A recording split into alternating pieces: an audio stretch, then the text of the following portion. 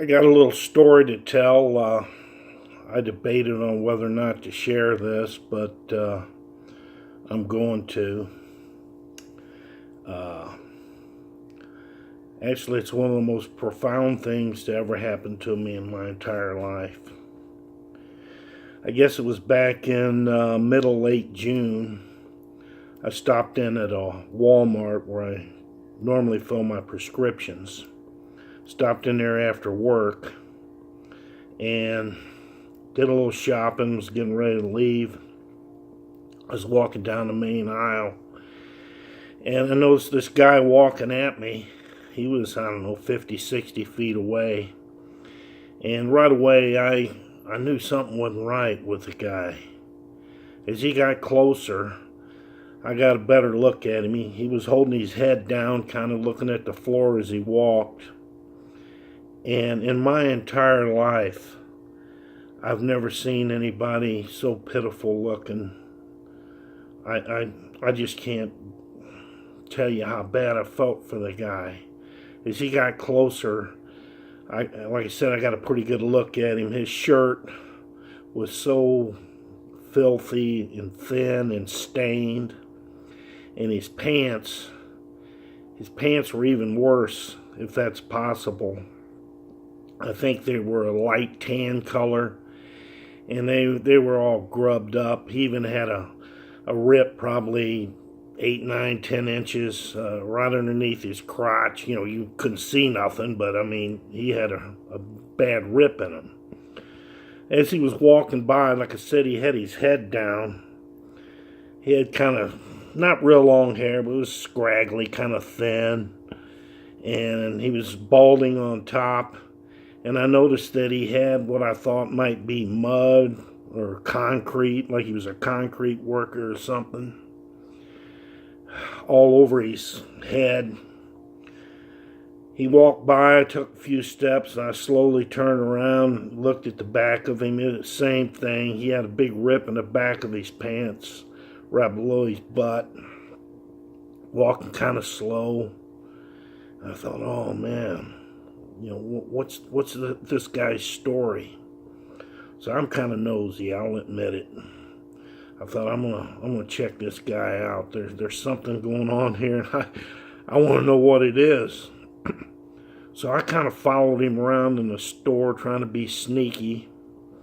And I'd notice he'd go up to something on the shelf. He'd pick it up. He'd look at it. He'd put it back, and then he'd move over and pick something else up, kind of look at it, put it back. He just kept doing that, going from aisle to aisle. Well, I followed him for about 15 minutes. I'm thinking, well, all right, I've seen enough. I'm out of here. I left. That was a couple months ago. Well, this past Tuesday, I went in to pick up a prescription. And I was in a little bit of a hurry. So I got my prescription. I started walking out, and I thought, well, I'm going to check my blood pressure. The machine's right there. I'm not in that big a hurry. So as I went to sit down, I looked over, and I seen that guy again. I knew it was him. He had the exact same clothes on.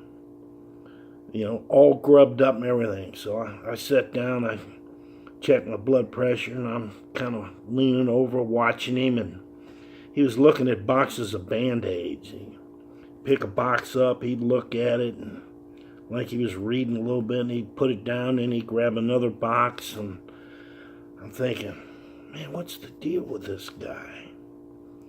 And I thought, well, what can I do? I don't know. I done followed him before. That's just what he does. So I started walking out the store. I'm going down the main aisle, and every step I took, I just started feeling bad for the guy. I thought, man, I wish there was something I could do to help him. And the closer I got to the front door, the more profound that the feeling inside me was, man, I need to help that guy. So I said, God, what can I do to help that guy? And I heard inside me in my spirit, nothing audible, but I heard, You just go offer to help the guy. And I'm like, God, what do I say to him? What do I say to that guy? He's probably going to be hurt, maybe mad, for sure embarrassed.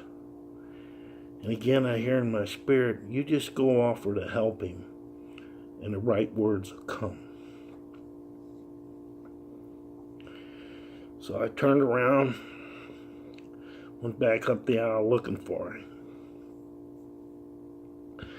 He wasn't where he was before. He was an aisle or two over where the toothbrushes and mouthwash and stuff is. And he had a toothbrush in his hand looking at it. And I walked over and I said, hey, buddy. He kind of slowly looks up at me. I said, why don't you let me buy you a new pair of pants and a shirt? He says, I'm okay. I'm okay. I said, come on, man. Let me buy you a pair of pants and a shirt. It's no big deal. He says, no, I'm all right. I'm okay. I said, really, man? I said, let me do this. He says, hey, I got $100 in my pocket. If you don't believe me, I'll show you. I'm like, man, I'd really like to do this for you, man. I want to do it. So he reaches in his pocket and he pulls out some cash. I don't know how much it was, but it was a few bills. I didn't look to see the denominations on them. I said, come on, man. I'm behind on my good deeds. Let me do this good deed for you. He goes, no, I'm okay. So I thought, okay, I'm not going to ask him again. So I turned, took a step to walk away. And he goes, hey. I turn around. He says, you're a nice man. I nodded my head. Okay. And I started walking out the store. And again, as I got closer to the front door, I was getting emotional. I thought, why wouldn't that guy let me help him? Again, I can't tell you how pitiful looking he was.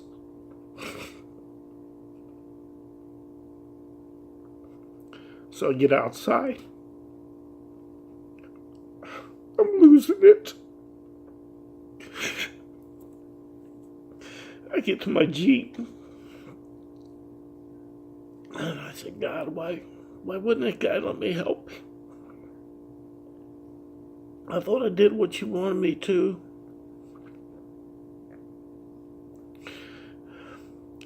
And I know, I start thinking of scriptures. I think, okay, God says his ways are not our ways. His ways are higher than our ways. I'm thinking, well, okay. And then a scripture entered my mind. I thought it was in Hebrews. I'm going to paraphrase it right now. I can't remember it word for word. But it's something like, don't neglect strangers. Be nice to them because you might not be aware of it, but you're entertaining an angel. So I thought, is it possible that guy was an angel? So I started thinking. I couldn't drive anyway. I was too emotional at the point. I was just sitting there in the parking lot. So you know what? Both times I've seen him, I don't recall anybody else being around or noticing him. Because, he was so... If he'd have been on fire, he wouldn't have been more visible than the way he was. And like I said, I didn't recall either time anybody looking at him or anything like that. But I wasn't looking for that. And then I thought, well, you know what? When that guy looked up at me, his eyes didn't match the rest of him. And what I mean by that, they were real bright. I just remember, wow, he's got nice eyes. And his voice didn't really match the way he looked either. You know, he only said a few words. So I'm trying to convince myself, well, maybe he was an angel. And this was, you know, a test for me. So I started my Jeep up, started driving back to my place, about a 20-minute drive. So I had 20 minutes to think about it. And I'm going play by play, everything that happened. And I'm thinking, well, I think there's a possibility he was an angel. So I get back to my place, I come in and make me a little snack. And think, well, I'm going to take me a little nap. So I went in, laid down. Woke up a couple hours later. Looked at the clock. Said, oh, Lone Ranger's getting ready to come on. I'm going to watch the Lone Ranger. He'll be on in a few minutes.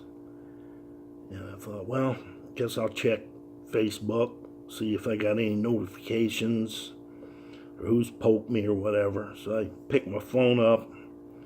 I hit the Facebook app.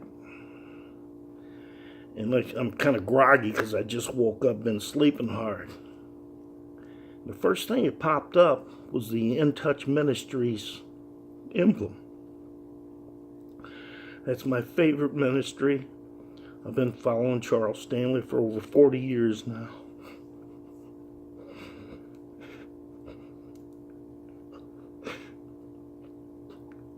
What they posted was that verse,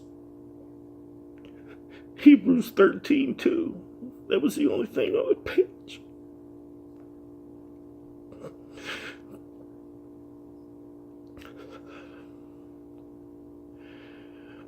To me, that confirmed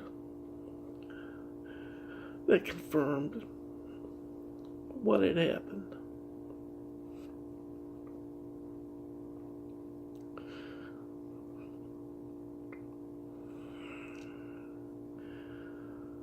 Thank you.